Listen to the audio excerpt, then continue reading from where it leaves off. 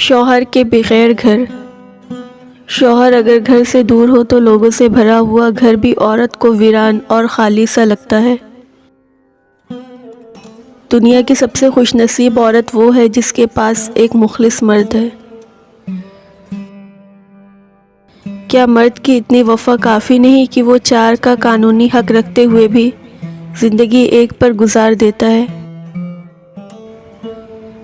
عورت کبھی سمجھ نہیں سکتی، مرد تو اپنی پسندیدہ عورت کو چھونے والی ہواؤں کا بھی دشمن ہوتا ہے۔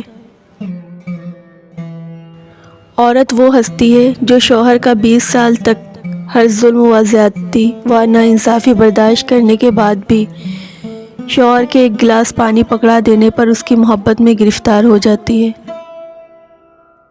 حضرت علی رضی اللہ عنہ نے ارشاد فرمایا، زیادہ سوچنا انسان کو ختم کر دیتا ہے، بس دعا کرو اور رب پر چھوڑ دو۔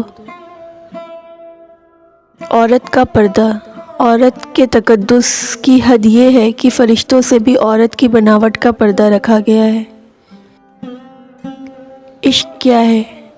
عشق تو وہ تھا کہ عاشق نے اذان نہ دی تو خالق نے صبح نہ کی، صلی اللہ علیہ وسلم۔ جھوٹی محبت۔ رات پہلی بار میں نے اپنے لیے دعا کی کہ میرا دل پتھر کا ہو جائے تاکہ میں کبھی کسی کی جھوٹی محبت پر یقین نہ کر سکوں۔ اور ایک کڑوا سچ یہ ہے کہ بنت حوا کا بھی اب پاک محبت میں دل نہیں لگتا۔ بنت حوا۔ کسی کی بہن کی عزت مت اجاڑو، کیونکہ مرد تو ایک غسل سے پاک ہو جاتا ہے مگر بنت حوا کا ماضی زمانہ یاد رکھتا ہے۔ 3 کام اللہ کو پسند۔ ٹوٹے ہوئے دلوں کو جوڑنا، دل نہ چاہتے ہوئے بھی معاف کر دینا، کسی کے گناہ پر پردہ کرنا۔ عورت کا جنازہ۔ عورت کے جنازے میں گھر کے افراد کہتے ہیں کہ میت کا منہ ڈھانپ دے، غیر محرم نہ دیکھے۔ اللہ کی قسم زندہ کے لیے بھی یہی حکم ہے۔ جوانی میں شادی۔